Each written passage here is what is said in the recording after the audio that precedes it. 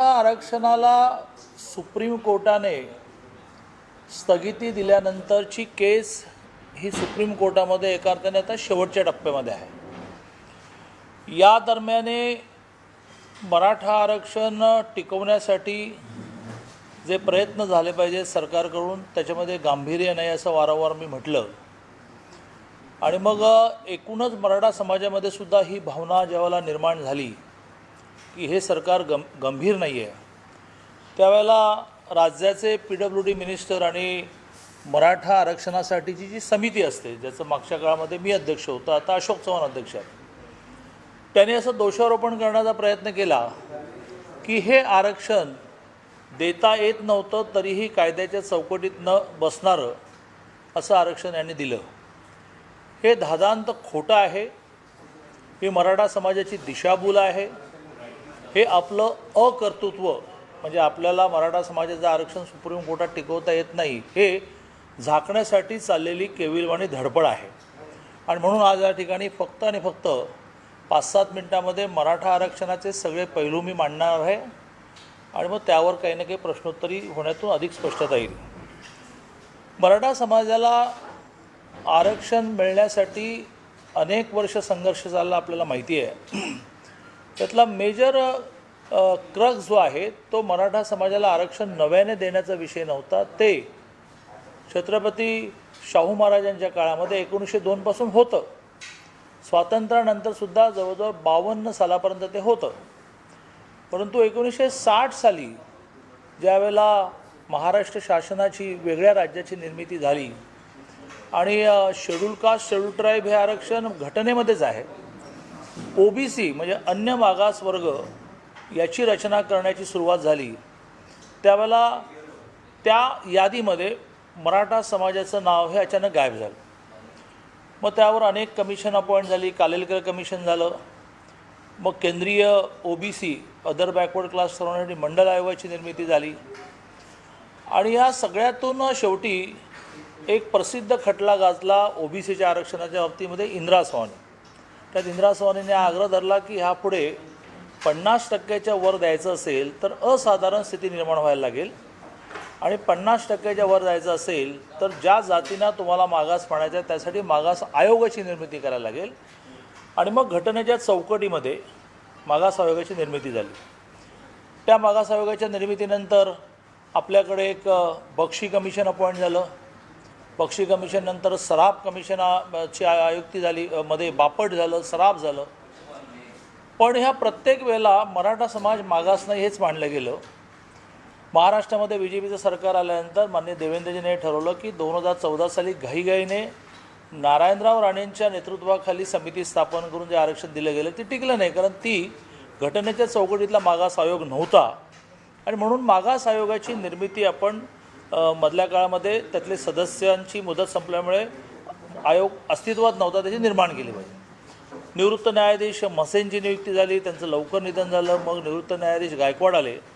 गायकवाडाने याच्यामध्ये खूप मेहनत घेतली, म्हणजे मला एक महाराष्ट्राचा नागरिक म्हणून त्यांचं खूप आभार मानले पाहिजे की या सगळ्या कालावधीमध्ये त्यांचा डोळा पॅरलाइज झाला तरीसुद्धा त्यांनी जिद्द सोडली नाही आणि खूप काम केलं।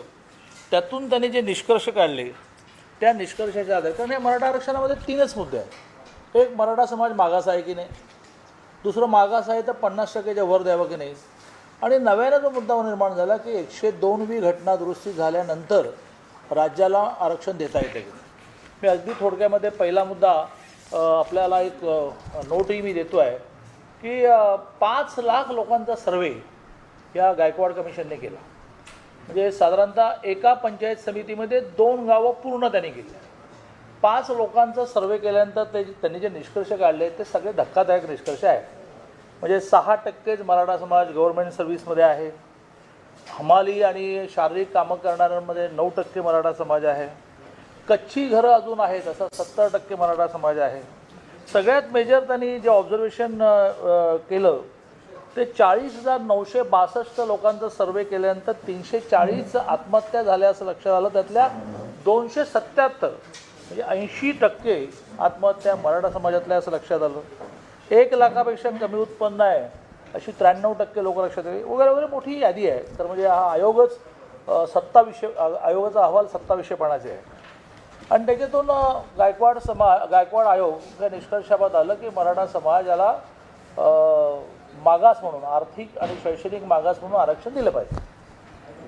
घटनेच्या चौकटीतला हा मागास आयोग असल्यामुळे आणि अतिशय मेहनत घेऊन हा निष्कर्ष काढल्यामुळे महाराष्ट्रातल्या हायकोर्टाने 90 दिवस केस चालल्यानंतर हे ॲक्सेप्ट केलं की गायकवाड कमिशनचं म्हणणं बरोबर आहे. म्हणजे एक मुद्दा निकाली निघाला.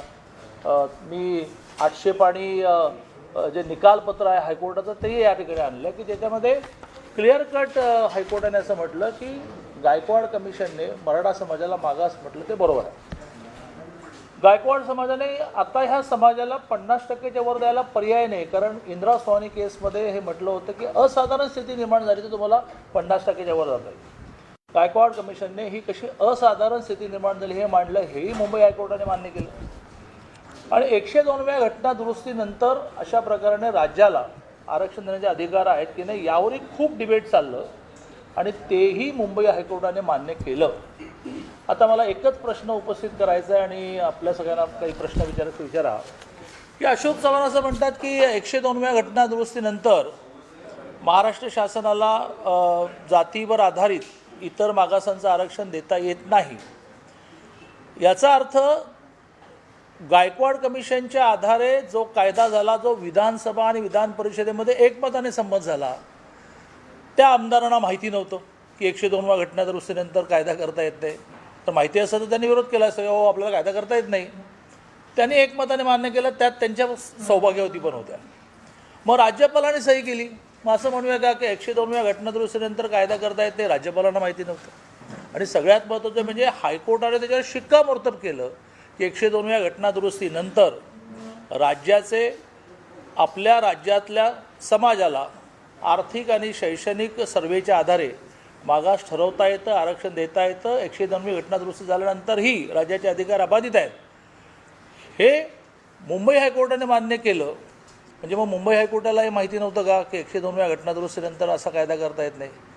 आणि त्यामुळे अशोक चव्हाण हे जर तक्रार करत असतील, आक्षेप घेत असतील, आरोप करत असतील तर दोन्ही सदनाच्या 288 अधिक 78 आमदारांवर आक्षेप घेत आहेत. त्यात त्यांच्या पत्नी पण आहेत. ते राज्यपालांवर आक्षेप घेत आहेत आणि ते हायकोर्टावर आक्षेप घेत आहेत, ज्या हायकोर्टाने ज्या 3 मुद्द्यांच्या आधारे आरक्षण द्यायचं होतं की मराठा समाज मागास आहे की नाही, मराठा समाजाला 50%च्या वर आरक्षण देता येईल की नाही आणि 102व्या घटना दुरुस्तीनंतरही आरक्षण राज्याला देता येते की नाही, तिन्ही गोष्टी हायकोर्टाने मान्य केल्या. म्हणजे हा जवळजवळ हायकोर्टाचा अवमान करतात अशोक चव्हाण. याच्यावर हायकोर्टाच्या अवमानाची याचिका दाखल झाली पाहिजे. आता ते खोटं बोल रेटून बोल नावाची जी काँग्रेसची कार्यपद्धती आहे त्याप्रमाणे असं म्हणतात की केंद्राचे अटर्नी जनरल वेणुगोपाल यांनी असं म्हटलं की 102व्या घटना दुरुस्तीनंतर महाराष्ट्राला अधिकार नाही देण्याचा. तर ते सुप्रीम कोर्टात काय म्हणाले याचं सुप्रीम कोर्ट जजमेंट पण माझ्याकडे आहे. ते फक्त एवढंच म्हणाले की 9 राज्यांना आता तुम्ही नोटीस काढली की तुम्ही 50%च्या वर कसे गेलात ते सांगा. त्याबरोबरीने 102व्या घटना दुरुस्तीनंतर देता येत की नाही ह्याचीसुद्धा चर्चा झाली पाहिजे. त्यांनी कुठेही असं म्हटलं नाही की 102व्या घटना दुरुस्तीनंतर महाराष्ट्राला आरक्षण देण्याचा अधिकार नाही. खोटं बोलायचं की केंद्राने असं म्हटलं की 102व्या घटना दुरुस्तीनंतर देता येत नाही. केंद्राने काय म्हटलेलं नाही आणि केंद्राने काय म्हटलं हा मुद्दाच नाही आहे. हायकोर्टाने मान्य केलं, भरपूर डिबेटनंतर मान्य केलं. हायकोर्टाने आपल्या जजमेंटमध्ये ऑन पेपर आणलं आणि त्यामुळे जे 3 मुद्दे महाराष्ट्रामध्ये हायकोर्टात टिकवण्यामध्ये देवेंद्रजी फडणवीस सरकार यशस्वी झालं. त्यानंतर 1 वर्ष सुप्रीम कोर्टातही स्टे येऊ नये यासाठी ते यशस्वी झालं.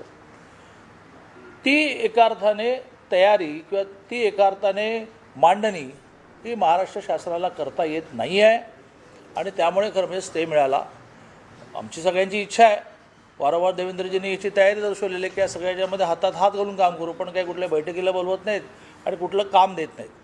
त्यांना ते सगळं लखलाभ हो, मराठा समाजाला आरक्षण मिळो एवढीच माझी इच्छा आहे. आजही सुप्रीम कोर्टातला चर्चेचा 2रा दिवस होता, त्यातही या 102व्या घटना दुरुस्तीचा उल्लेख झाला आणि त्यातही मला असं वाटतं की असंच डिबेट आलेलं आहे की 102व्या घटना दुरुस्तीनंतर राज्यातल्या एखाद्या समाजाला इतर मागास म्हणण्याचे अधिकार केलेले नाही आहेत.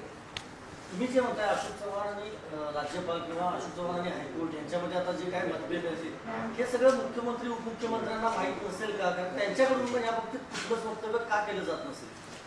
मी अतिशय नम्रपणे म्हणेन कारण राजकारणात तसं मी या सगळ्यांना ज्युनियर आहे, नवीन आहे, पण अतिशय नम्रपणे म्हणेन की यातल्या कोणाचा त्याचा अभ्यास नाही आहे. माझी त्या सगळ्यांना आव्हान आहे की हे जे समोर मी आणून ठेवलेलं आहे की ज्याच्यामध्ये 800 पानी हायकोर्टाचं जजमेंट आहे, 2700 पानाचा मागास आयोगाचा अहवाल आहे. हा सगळा एकनेक पानाने एकनेक ओळ वाचल्याशिवाय मुख्यमंत्री आणि उपमुख्यमंत्री काय म्हणतील?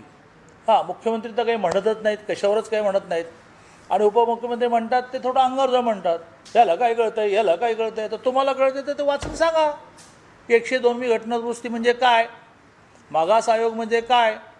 मागास आयोगाने जी पर्सेंटेज काढलं त्याच्यामध्ये 25 गुण याच्यापैकी निम्मे मिळाले तर समाज मागास होतो.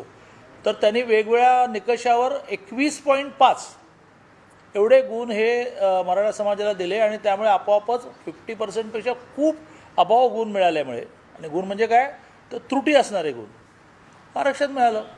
तर याच्यामध्ये एकदा अजित पवारांनी मला एकदा सांगावंच की शैक्षणिक विषयावर किती गुण मिळाले हे त्याने सांगावं. बस एकच मुद्दा मी मांडतो. आणि त्यामुळे मुख्यमंत्री आणि उपमुख्यमंत्री, माझं वारंवार म्हणणं यायचं आहे की गांभीर्यच नाही या विषयाचं. जाणीवपूर्वक दुर्लक्ष करतात असं म्हणता येईल. जाणीवपूर्वक दुर्लक्ष करतायत की नाही माहिती नाही, पण तो दुर्लक्ष होतं हे खरं आहे. पण एक माझा आरोप वारंवार आहेच की मराठा समाजाला तुमच्या 15 वर्षाच्या सरकारमध्ये तुम्ही आरक्षण देऊ शकला नाहीत. याचाच अर्थ असा किंवा त्याच्या आधी 95 ते 99 सोडलं तर यांचीच सरकार होती. देऊ शकण्याचा अर्थ असा की तुम्हाला द्यायचं नाही, आणि ते न देण्याचं कारण जे आहे ते तुम्हाला तुमच्या नावाच्या मागे इतर मागासवर्गीय लावून घ्यायचं नाही आहे. तुम्हाला असा मराठा समाजातला गरीब माणूस आरक्षणामुळे पुढे झालेला नको आहे. 2 मुद्दे या निमित्ताने मी क्लिअर करतो की मुळात हा मराठा समाज श्रीमंत असणाऱ्याला मिळणार नाही आरक्षण. याला 8 लाखापेक्षा खाली उत्पन्न असणाऱ्यांनाच हे मिळणार आहे. आणि हे क्रिमी लेअरची जी OBCला इन जनरल आहे अट, ती याला पण आहे. सेकंड थिंग म्हणजे रिझर्वेशन नसणाऱ्या समाजाचं नेहमी एक आर्ग्युमेंट असतं की म्हणजे मग ह्यांना वेगळे पेपर लिहावे लागणार आहेत की नाही, लागणार आहेत का. तर सगळे निकष, अभ्यासक्रम तोच, परीक्षा तीच, फक्त त्यांना त्यांचं ॲडमिशन हे त्यांच्या कोट्यामध्ये होईल. आणि त्यामुळे जाणीवपूर्वक दुर्लक्ष झालं का वेळ नाही आहे बाकीच्या गोष्टींमध्ये, बाकी खूप आहेत ना कामं. तुम्ही दादा म्हणताय की अशोक चव्हाणांनी न्यायालयाचा अवमान केलाय, त्याच्या विरोधात तुम्ही कोर्टात जाल नाही, तर तुम्ही का जात नाही, भाजपकडून का जात नाही? असं आहे की आत्ता मुंबईत झालेल्या अधिवेशनाच्या काळामध्ये त्यांनी हा आरोप केला की 102व्या घटनादुरुस्तीनंतर मराठा समाजाला आरक्षण देण्याचा कायदा करण्याचा अधिकारच सरकारला नव्हता. त्यावर मी आत्ता प्रेस घेतली आहे. तुम्ही मला चांगली सूचना केली तर आम्ही पण कोर्टामध्ये जाऊ, कारण अवमान झाला आहे न्यायालयाचा, हे खरंच आहे. कारण न्यायालयाने जेव्हा हे मान्य केलं त्यावर तुम्ही टिप्पणी करताय. 102 घटनादुरुस्तीनंतर समाजात कायदा, पण 2014च्या कायद्यात दुरुस्ती केली असं का सांगितलं जात नाही? नव्यानं कायदा केलेली असं सांगितलं नाही, नव्याने कायदा करत असताना जुना कायदा आपला स्टे होता, त्यामुळे तो कंटिन्यू करता येत नाही. म्हणजे जवळजवळ त्याचा सगळा गाभा आपण घेतला, परंतु आपल्याला तो जुना कायदा स्टे झाल्यामुळे तो बरखास्त करून तो संपूर्ण नवीनच कायदा करावा लागला. हा नवीन कायदा करता येतो की नाही, तर ह्यावर 102व्या घटनादुरुस्तीने राज्याचे अशा प्रकारच्या एखाद्या समाजाला इतर मागासवर्गीय म्हणण्याचे अधिकार संपले नाहीत. मागास आयोग संपला नाही, मागास आयोगाने सर्वे करणं संपलं नाही, मागास आयोगाने निष्कर्ष काढणं संपलं नाही, त्या राज्याच्या विधानसभा विधान परिषद कायदा करणं संपलेलं नाही. सेंट्रल लिस्ट आणि स्टेट लिस्ट हे 2 वेगळे विषय आजही कायम राहिले. दादा, OBC समाजाची देखील मागणी आहे की जात निहाय जनगणना करा. या संदर्भात भारतीय जनता पार्टीची अधिकृत भूमिका काय आहे? नाही, आमची अधिकृत भूमिका आहे आणि अशा प्रकारचा सर्वे होतो. 2011ला तो झाला आहे. त्याच्यामध्ये खूप मी आणि देवेंद्रजीने मराठा आरक्षणाच्या वेळेला आपल्याला डाटा हवा होता किंवा नेमका मराठा समाज किती आहे, 32 आहे का 30 आहे का काय आहे, त्यावेळेला तो डाटा मिळवण्याचा आम्ही प्रयत्न केला. तर त्याच्यामध्ये खूपच चुका झाल्या. शेवटी सर्वे करणारी माणसं आहेत आणि त्या माणसांना ह्या जातींचं जर नीट नॉलेज नसेल तर जे मातेरा होतं तसं ते झालं आहे. आणि त्यामुळे तो पब्लिश नाही केला सरकारने, केंद्र सरकारने. अशा प्रकारचा ओबीसीचा जातनिहाय सर्वे होणार असेल आणि जातनिहाय संख्या घोषित होणार असेल तर शोक आहे गुड थिंग. दादा मध्ये तुम्ही एकदा म्हटलं होता की संघटित लढाई होऊन सगळ्या संघटनांनी एकत्र यावं हवं तर त्याचं नेतृत्व त्यांनी म्हटलं तर भाजप करेल. तशी काय झालं नाही ह्या 2-3 नाही नाही नाही नाही नाही काय संघटना एकत्र आल्याच नाही. नाही नाही काही नाही. प्रत्येक जण वेगवेगळं आंदोलन करतो आणि वेगवेगळ्या भेटीगाठी घेतो. असा काही प्रयत्न नाही झाला. आता ज्या स्टेजला सुप्रीम कोर्टामध्ये जे सुनावणी सुरू आहे त्यामध्ये मराठा आरक्षणाचं भवितव्य तुम्हाला काय वाटतं? मला असं वाटतं की हा एक चांगला मुद्दा आणला गेला आहे की बुवा आम्हीच 50% अभाव गेलो का 9 राज्य गेली. मग 9 राज्यांना सुप्रीम कोर्टाने नोटीस काढली. आता 9 राज्यांना हे प्रूव्ह करून द्यावे लागेल की कशी आमच्याकडे एक्स्ट्राऑर्डिनरी सिच्युएशन निर्माण झाल्यामुळे असाधारण स्थिती निर्माण झाल्यामुळे आम्ही 50% अभाव गेलो. त्यावेळेला कारण आता सुप्रीम कोर्टात सुद्धा 3 पैकी 2 मुद्दे मला वाटते संपले. मागास आयोगाने जो अहवाल तयार केला तो हायकोर्टाने मान्य केला. सुप्रीम कोर्टाचे ऑब्जेक्शन असण्याचं कारण याचं कारण तो घटनेच्या चौकटीतला मागास आयोग आहे आणि इंदिरा सोनीच्या वेळेला त्या निकालपत्रात सुचवला गेलेला तो मागास आयोग आहे. दुसरा जो 102 घटना दुरुस्ती हा विषय फार डिबेट होती भरपूर पण त्याचं क्लिअर आहे की लोकसभेमध्ये त्याला कायदा झाला 102 घटना दुरुस्ती झाली. त्यानंतर राज्यसभेमध्ये जाताना ते सिलेक्ट कमिटीकडे पाठवलं आणि सिलेक्ट कमिटीने केलेल्या सूचना मान्य झाल्या. त्या सूचना मान्य ज्या झाल्या त्यात स्वाभाविकपणे राज्यांना अधिकार आहे म्हणजे तोही विषय डिबेटने हळूहळू संपेल. मुद्दा राहील तो मग ठीक आहे बाबा मराठा समाज मागास आहे 102 घटना दुरुस्तीसाठी तुम्हाला अधिकार आहेत तुम्हाला 50%च्या वर जायला अधिकार आहे की नाही. यावर जे हायकोर्टामध्ये कन्व्हिन्स करण्यात आपण यशस्वी झालो आणि हायकोर्टाने निकालपत्रात म्हटलं की बा 50% अभाव जाण्यासारखी स्थिती झाली आहे ते सुप्रीम कोर्टामध्ये आपल्याला प्रूव्ह करायला लागेल. जर बाकीच्यांनी इतके वर्ष 50% अभाव केलं तर मग आम्हाला का नाही 50% अभाव करायला परवानगी. आमची पण एक्स्ट्राऑर्डिनरी सिच्युएशन आहे ही सगळ्यांनी इफेक्टिव्हली मांडली पाहिजे. तर मला असं वाटतं की स्टेही उठेल आणि एक ऐतिहासिक निर्णय येईल की यापुढे त्या राज्याच्या मागास आयोगाने एखादा समाज मागास आहे म्हटला आणि तो मागास म्हटल्यामुळे आता आरक्षण देणं ही एक्स्ट्राऑर्डिनरी सिच्युएशन निर्माण झालं असं म्हटलं तर देता येईल असा ऐतिहासिक निर्णय होईल. 9 राज्यांचा रिप्लाय येईपर्यंत मराठा समाजाचा असंतोष वाटणार नाही का? ते कधी रिप्लाय देतील सुप्रीम कोर्टामध्ये त्याच्यावर परत सुनावणी होईल त्याच्यावर डेबिट होईल.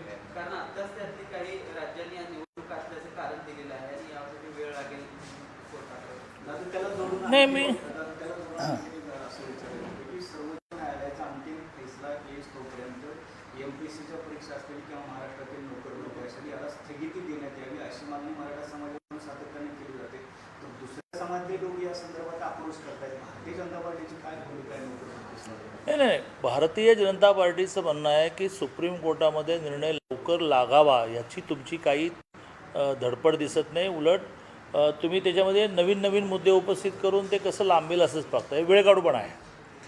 पण मग एवढा काळ तुम्ही MPSCच्या परीक्षा थांबवणार का तर त्या MPSCच्या परीक्षांमध्ये मराठा समाजातली मुलं पण ओपनमध्ये आहेत आणि ती चांगल्या संख्येने आहेत. म्हणजे ती आकडेवारी मी तुम्हाला सांगू शकेन 8-9% इतक्या संख्येने मराठा समाजातला तरुणी MPSCच्या परीक्षेमध्ये ओपनमधून सिलेक्ट होतो. त्यामुळे हा परिणाम परीक्षा लांबवणं याचा मराठा समाजावरही परिणाम होईल कारण एजबार होतील आणि त्यामुळे एक टाय निर्माण झालेला आहे की निकाल लवकर लागत नाही. मराठा समाजाच्या मनामध्ये एक असुरक्षिततेची भावना निर्माण झाली की आणि वॅकन्सी संपवत चालले आहे. तर नंतर मग मराठा समाजाला आरक्षण मिळून उपयोग काय? कारण तुम्ही स्टॅटिस्टिक वाचून हैराण व्हाल. वर्षाला 50,000 नोकऱ्या फक्त सरकारी निघतात. टोटल 14 लाखाचा स्टाफ आहे सगळ्या महाराष्ट्रामध्ये सरकारी कर्मचारी ज्यांना म्हणून हा 12.5 कोटीच्या तुलनेमध्ये. त्यामुळे ह्या आरक्षणाचा लाभ किती लोकांना होतो वगैरे सगळेच मुद्दे आहेत. आता 50,000मधले जर यांनी 30-35,000 रिक्रुटमेंट करून टाकली तर मराठा आरक्षण मिळालं तर फायदा काय राहणार? हे दोन्ही मुद्दे बरोबर आहेत. याचा मार्ग हा बसून शासनाने काढला पाहिजे. ज्याच्यात वारंवार अनेक तज्ज्ञ असं म्हणत आहेत की तुम्ही मराठा समाजाला बसवून हे प्रूव्ह करा की बाबा तुमचं आरक्षण न होताही तुम्हाला 8-9% जागा मिळतात. आम्ही एक 10% जागा वाढवतो म्हणजे अजून एक 2-3% मिळतील. असं एक 10-11-12% तुम्ही जातात. हे बसवून नीट केलं पाहिजे. 10% जागा वाढवल्या पाहिजेत मेडिकल इंजिनिअरिंगमध्ये 10% वाढवल्या तरी पुरे, कारण बाकीच्या कोर्सेसमध्ये सध्या एवढी स्पर्धा राहिलीच नाही आहे. पॉलिटेक्निकच्या जागा रिकाम्या जातात, ITI जागा रिकाम्या जातात, आर्ट्स कॉलेज रिकामे जातात. प्रोफेशनल कॉलेजेसमध्ये सुद्धा BEd DEd सगळेच विषय संपले. मग तुम्हाला मेडिकलचे सगळे कोर्सेस, इंजिनिअरिंगमध्ये सुद्धा मोठ्या प्रमाणात इंजिनिअरिंग कॉलेजेसमध्ये जागा व्हेकंटच चाललेल्या आहेत. पण ज्या ज्या कोर्सला डिमांड आहे त्याच्यामध्ये 10% वाढवलं पाहिजे. त्याचा जो खर्च येईल तो बजेटमध्ये टाकला पाहिजे. नोकर भरती सुरू ठेवावी असं नोकर भरती मराठा समाजाला विश्वासात घेऊन हे समजावून सांगून की बाबा असं होणार नाही आहे की 2-2, 3-3 वर्ष सुप्रीम कोर्टात निकाल लागायला लागणार नाही आहे. आणि आम्ही थोडं गॅपने का होईना काही भरत्या सुरू करतो, ज्याच्यामध्ये ऑलरेडी ओपनमध्ये प्रयत्न करणारे मराठे आहेतच, प्लस आम्ही 10% जागा वाढवतो. असं नीट समजावून सांगून ते केलं पाहिजे, अदरवाईज उद्रेक होईल.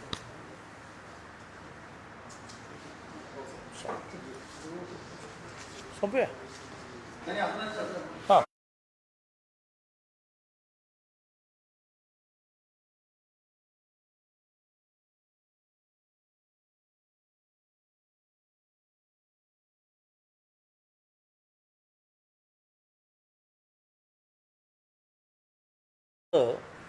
ज्या देवेंद्रजी सरकारने सवलती दिल्या होत्या मराठा समाजाला की जे इतर मागासवर्गीयांना OBCला ते मराठ्यांना, आणि दरवर्षी जवळजवळ 1000 कोटीचं बजेट 2 वर्ष आपण त्याला लावलं, ज्यात 600-750 कोटी निम्म्या फी पोटी जायचे, सारथीवर 200-250 कोटी जायचे, मग अण्णासाहेब पाटील महामंडळावर 400 कोटी जायचे. यातलं हे काही करत नाही आहेत. त्यातूनसुद्धा खूप रिलीफ हा मराठा समाजाला मिळू शकतो. सारथीमधून मोठ्या प्रमाणावर मुलांना स्कॉलरशिप मिळाल्या, विदेशात जायला फेलोशिप मिळाल्या. अण्णासाहेब पाटील महामंडळातून 14,000 तरुण तरुणींनी 10 लाखाचं लोन घेतलं, त्याचं 3,30,000चं व्याज हे सरकारने म्हणजे अण्णासाहेब पाटील महामंडळाने बेअर केलं. तर अशा काही ॲडिशनल गोष्टीसुद्धा करण्याची आवश्यकता आहे. साष्टी पिंपळगावमध्ये 55 दिवसापासून जे आंदोलन चालू होतं, 7 आंदोलकांना अटक केली, आज आंदोलन दडपलं गेलं, फरफटत नेऊन गाडी टाकण्यात आलेलं यावर नाही, भारतीय जनता पार्टीचा राज्याचा अध्यक्ष म्हणून मी सरकारला इशारा देतो की अशा प्रकारे जोर जबरदस्ती करून आंदोलनं तुम्हाला संपवता येणार नाहीत. साक्षी पिंपळगावच्या ठिकाणी तुम्ही आज अक्षरशः सगळ्या प्रकारचे अत्याचार त्या ठिकाणी केले. याच्यातून तिथलं आंदोलन तुम्ही संपवण्यामध्ये यशस्वी व्हाल आणि 1 दिवसासाठी पुन्हा आजूबाजूच्या गावातून लोक येतील आणि मग एका ठिकाणी तुम्ही दाबण्याचा प्रयत्न केलात तर मग महाराष्ट्रामध्ये सगळे मिळून एका ठिकाणाहून आंदोलन करत होते, त्याऐवजी ते अनेक ठिकाणी सुरू होईल. आणि त्यामुळे असं आंदोलन दडपण्याने काही होणार नाही. मी याचा निषेध करतो आणि भारतीय जनता पार्टीने हे धोरण ठरवलेलं आहे की ह्या सगळ्यामध्ये आंदोलकांनाही ज्या प्रकारची मदत करावी लागेल ते आपण करू, सरकारला जी मदत करावी लागेल ते करू, परंतु BJP म्हणून आपण याच्यामध्ये डायरेक्ट उतरूया नको. याचं कारण त्याला राजकीय रंग येईल. पण हे असंच चालू राहिलं तर भारतीय जनता पार्टीला उतरावं लागेल.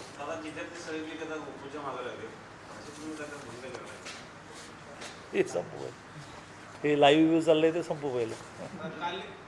जायचं दुसऱ्या पार्टकडे जायचं राजे.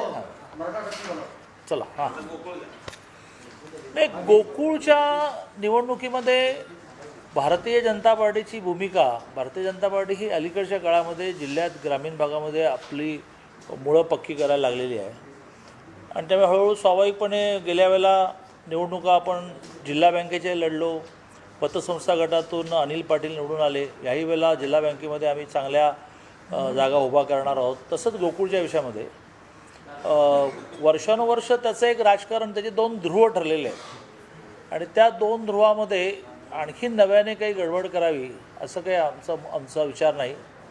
पण जिल्ह्यात भारतीय जनता पार्टीच्या माध्यमातून चाललेल्या गोकुळशी जोडलेल्या दूध संस्था खूप आहेत, त्यामुळे त्यांचे ठराव म्हणजे त्यांची मतंही खूप आहेत आणि त्यामुळे आम्ही जिल्ह्याचे अध्यक्ष समरजित राजेंना असं म्हटलं आहे की त्यांनी या विषयामध्ये पुढाकार घेणाऱ्या नेत्यांशी हे बोललं पाहिजे की भारतीय जनता पार्टीचा सुद्धा वाटा, भारतीय जनता पार्टीचा सुद्धा सहभाग, भारतीय जनता पार्टीचं सुद्धा प्रतिनिधित्व हे गोकुळमध्ये असायला पाहिजे.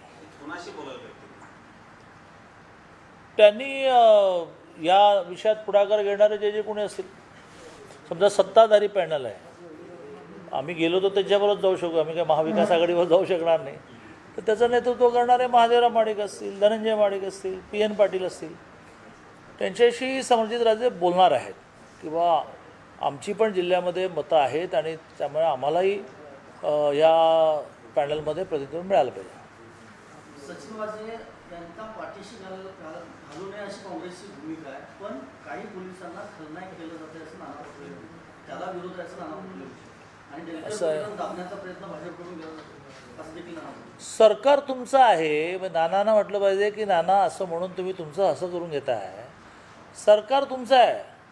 कृत्रिमपणे का होईना निर्माण केलेल्या बहुमताचं आहे 169. हां, त्यातले किती बरोबर आहेत ते विधानसभा अध्यक्षाची निवडणूक घेतली असती तर कळलं असतं, पण ते तुम्ही घेतली नाही, घाबरलात.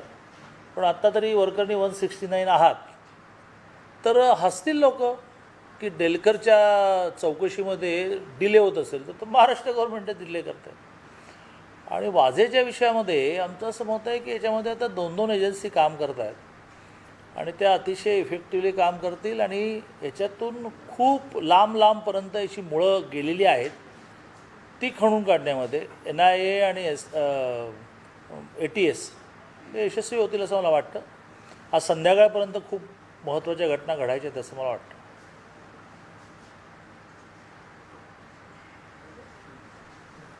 चला, आज विश्वासराव स्वतः आले हे फार. मी राहुलला स्पेसिफिकली 2-3 नावं घेऊन विनंती करायला सांगितलं.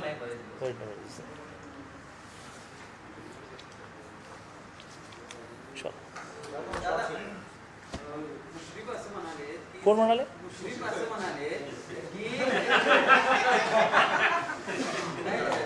सरकारमध्ये समन्वय नाही असं दादा सारखं म्हणतात. मग त्यांनी एका विश्वास ठराव आणून दाखवावा, मग ही आघाडी किती भक्कम आहे ते कळेल. मग माझा प्रतिप्रश्न आहे की मग आता विधानसभेच्या अध्यक्षाची निवडणूक करून ही ताकद दाखवण्याची खूप मोठी संधी होती, ती का घालवली? कोणाला? नाही, आम्हाला कळतं की कधी काय करायचं. पण तुम्हाला घटनेप्रमाणे राज्यपालांनी दिलेल्या डेटला विधानसभा अध्यक्षाची रिक्त जागा भरावी लागते. तुम्ही घटनेचा भंग केलेला आहे, तेव्हा काय होईल माहीत नाही मला. काहीतरी चालू असेल लिखाण. त्यामुळे मग तुम्हाला संधी होती ना प्रूव्ह करण्याची की बाबा आमच्याकडे 169ची 170 मतं आहेत. त्याची संधी होती.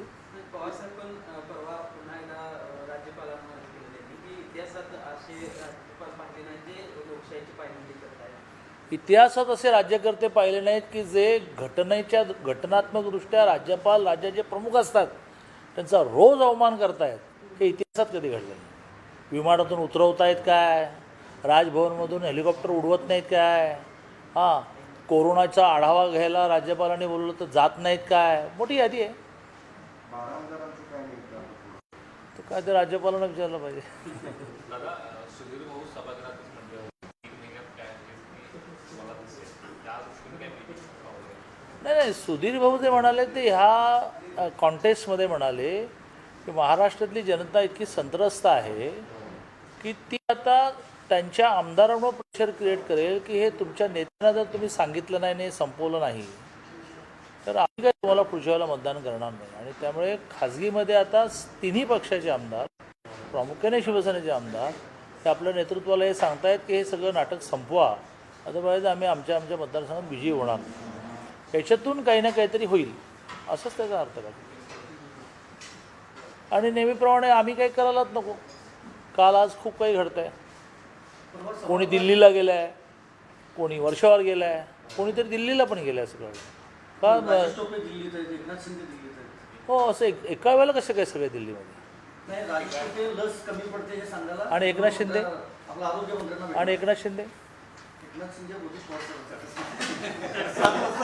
7 वाजता बरं. अनेक प्रश्न बिघाडी सरकारमध्ये बिघाडी सुरू आहे असं जाणवते. एका मंत्र्याचा राजीनामा झाला, दुसरा कधी होतोय अशा स्टेजला आहे आणि तिसऱ्याचा आज उद्या व्हायला पाहिजे. ज्यावेळेला 1.5 वर्षामध्ये 3 राजीनामे होतात त्याला आलबेल कसं चाललं. मला सांगा की विधानसभा अध्यक्षाची निवडणूक नाही झाली, जे अध्यक्षपद काँग्रेसकडे होतं, तो काँग्रेसने पेढे वाटले असतील का? हो उद्धवजी, आमची एक गाडी मिळाली नाही त्याबद्दल पेढा घ्या म्हटलं असेल का? देशमुखांचा राजीनामा आज होणार आहे. हां, देशमुखांचा नाही, माहीत नाही.